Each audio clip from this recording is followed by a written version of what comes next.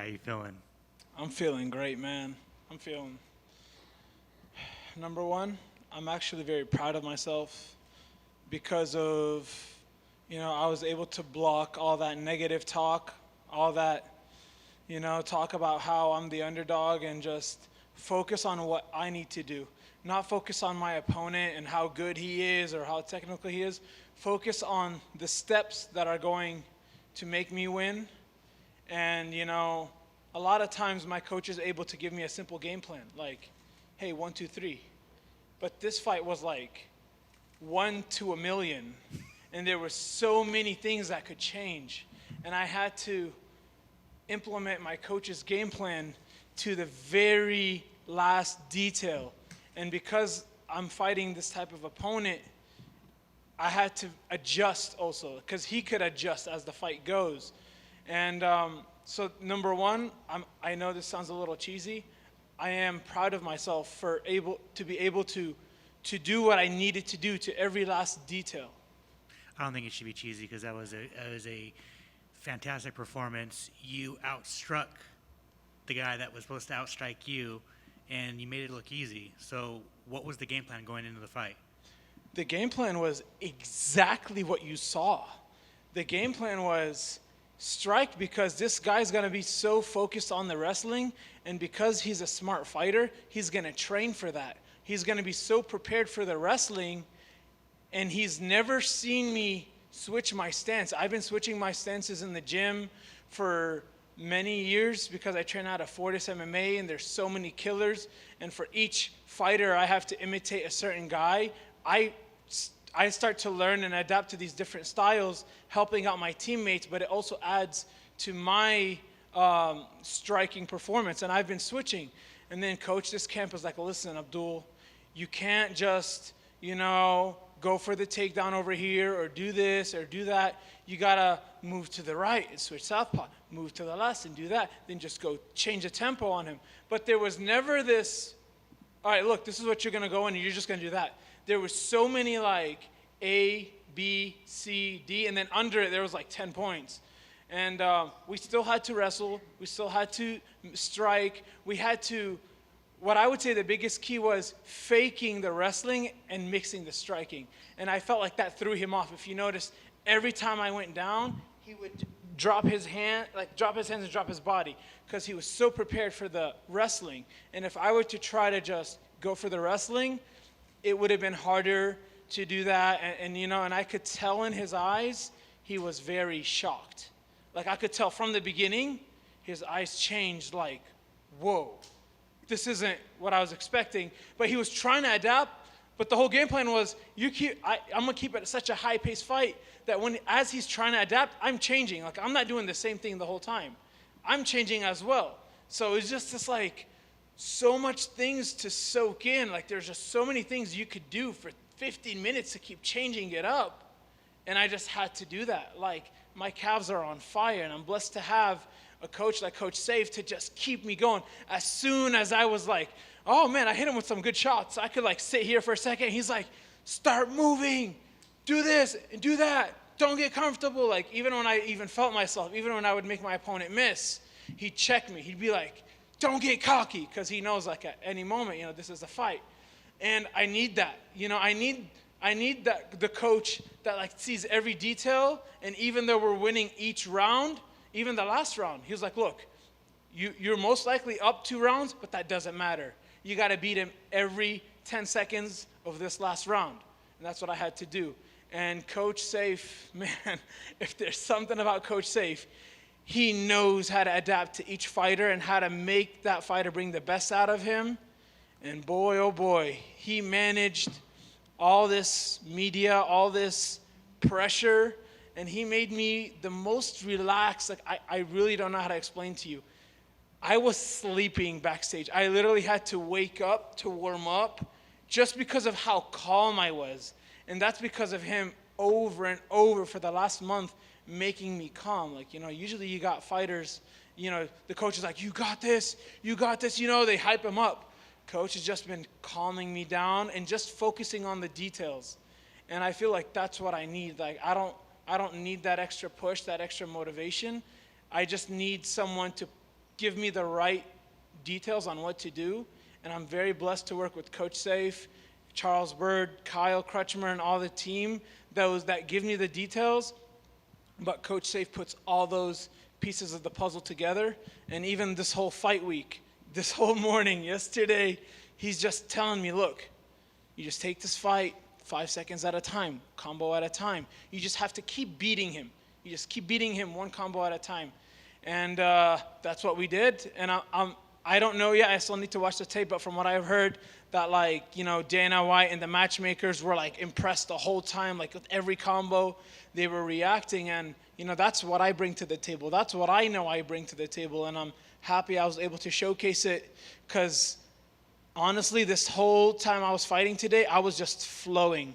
I was in that state where Coach kept telling me, to win this fight, you got to be in that flow state.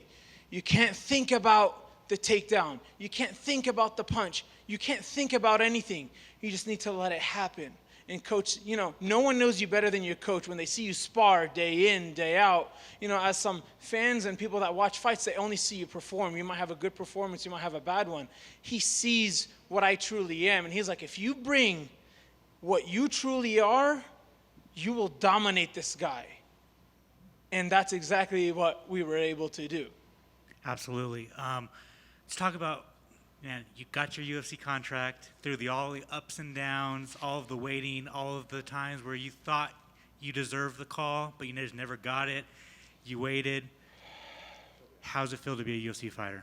Man, it feels great, It feels great.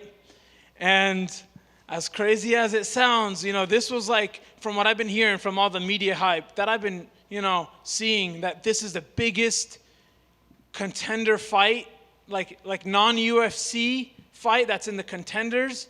How could these two be fighting each other in the contender? And right now I'm just listening to Coach's words, how, like you said, man, it's been such a long ride to get in here. I believe that I deserve to be in here since forever, but that doesn't matter, because we're here today, we're here now, and I believe that God put me through everything, through the trials, through the losses, through the wins, through the injuries, and everything that I went through, the good and the bad, to make this moment count as my moment, the biggest moment, the hype, everything. And I'm just blessed right now to be a UFC fighter, and I just can't wait to bring this performance on the biggest stage in the world, because now I'm motivated more than ever to get even better and better. And that's why you saw me icing my face, because I'm already thinking about, okay, what I'm going to do next. Usually I'm just I don't care how I look, whatever. I'm just going to take a 3-month breaker. But now it's okay, I'm ready to get back. Obviously, Abu Dhabi makes a lot of sense, but you have a lot of fans that travel. You're known for filling up stadium or filling up venues, right? So do you want your first fight to be in Abu Dhabi, or do you want it to be here in America? Look, don't get me wrong. Abu Dhabi is nice. It's cool. I love it. I'm just blessed to be in the UFC, and I'll be happy, with whatever fight they want to give me, because no matter where I'm going to fight, my brother, I'm going to have a lot of fans there, no matter what. But, UFC Abu Dhabi is just a cool event. It's a big, I see one of the biggest events of the year. It's that main event. And I'd like to be part of that history, because it was one of my dreams, not only to fight in the UFC. That's one of the dreams, is to get in the UFC, fight in the UFC. But it's to fight in UFC Abu Dhabi. It's wait, I could fight in the UFC and Abu Dhabi, my first fight. I could just get that right away. And if I have to wait until next year, I don't have a problem with that. I'll fight another 3-4 fights until then, I'll fight wherever. I'm just blessed right now to be here in the present. And, I'll take whatever they give me. I'm just happy to be here. And finally, talked about it. Did you, in fact, steal that guy's hype? Man, since the beginning, it was all my hype. It was all my hype. I believed in myself. My people believed in myself. My teammates, everyone believed in me. And, much respect to him. I'm not trying to take his hype, because this is all mine.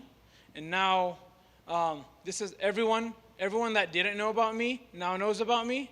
And now everyone's going to know not to bet against me, but I kind of still want them to do that because it feels so good to train.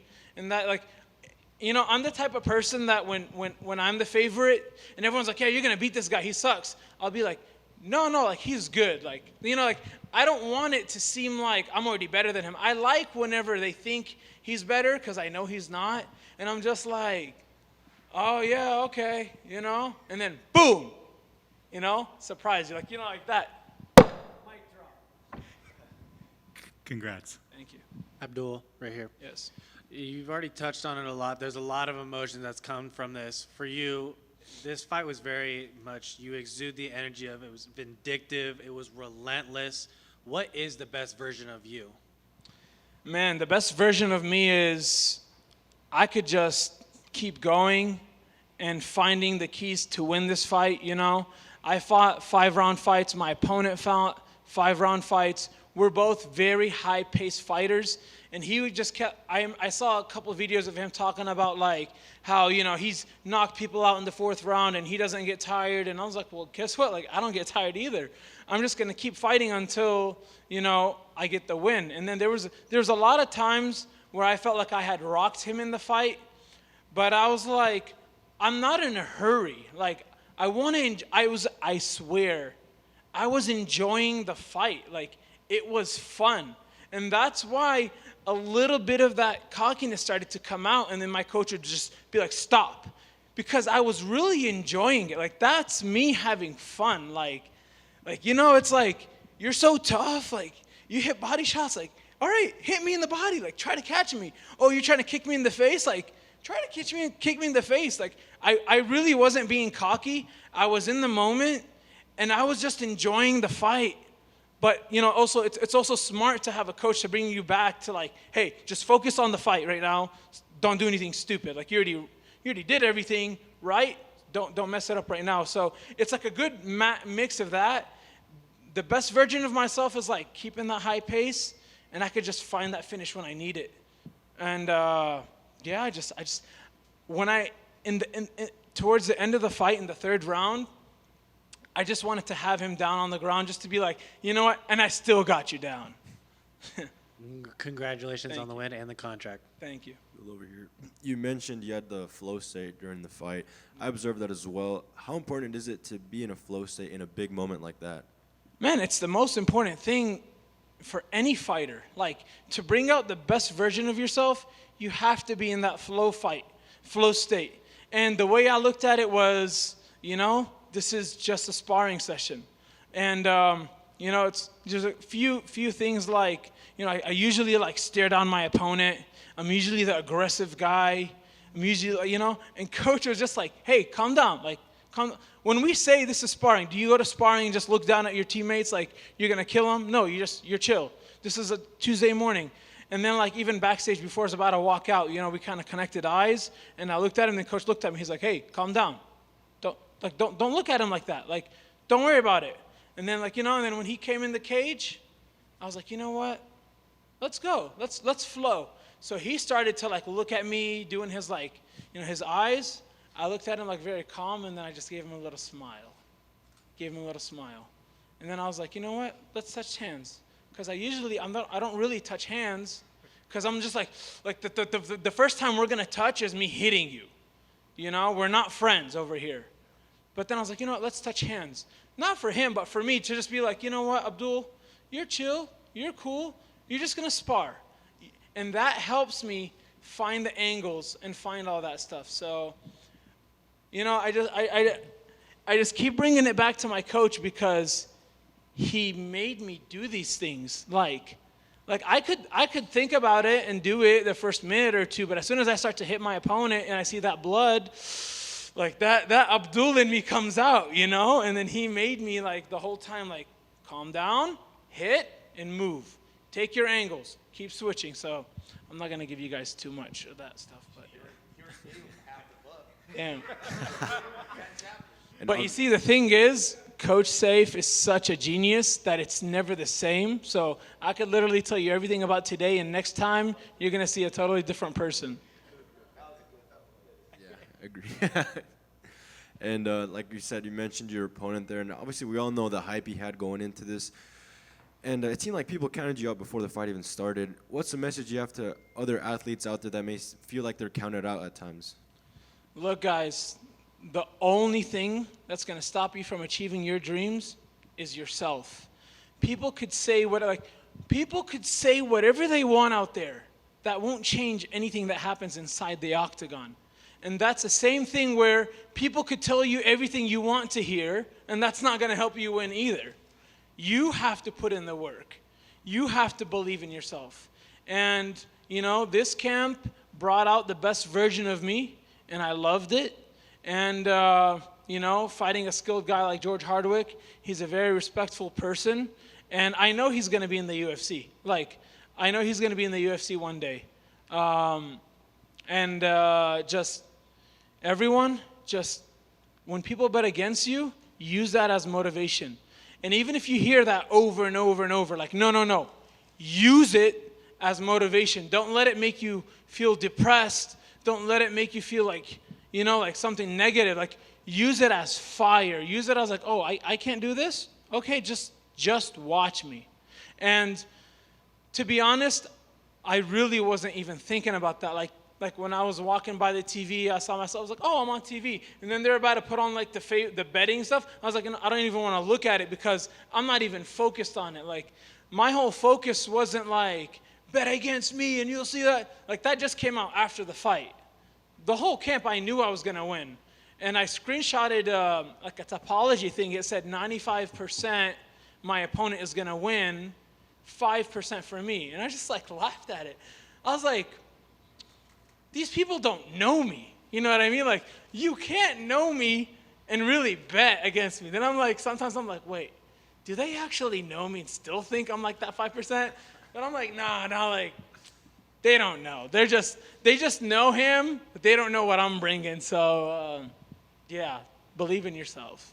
That's awesome. And last one for me, when you look at that stacked lightweight division that you're the newest member of, is there a message you have for all the fellow fighters in that division? And is there someone specific you'd like to see standing across from you in your debut?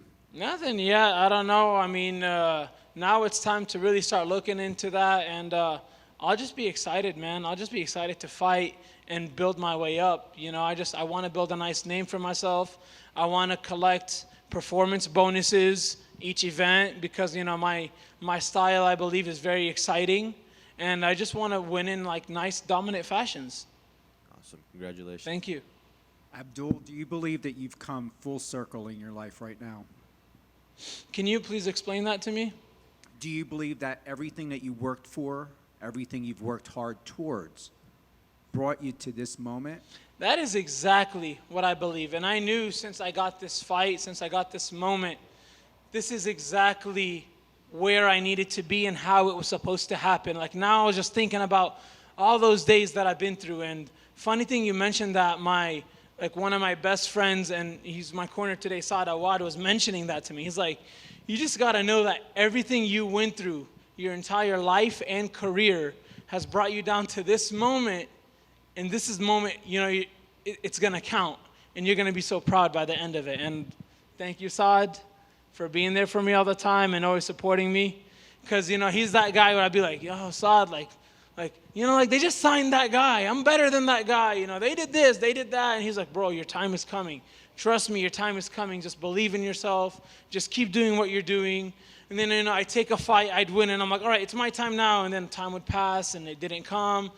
Take another fight, and I'm just like, what's going on? And he'd keep me at bay. So thank you, Saad, and this is it. This is the beginning. And then lastly, what's on the menu, steak or pancakes? So I have my guys right now at the steakhouse waiting for me. Pancakes was this morning, and it's definitely steak and hopefully some donuts and a lot of goodness. Congratulations. Thank you so much.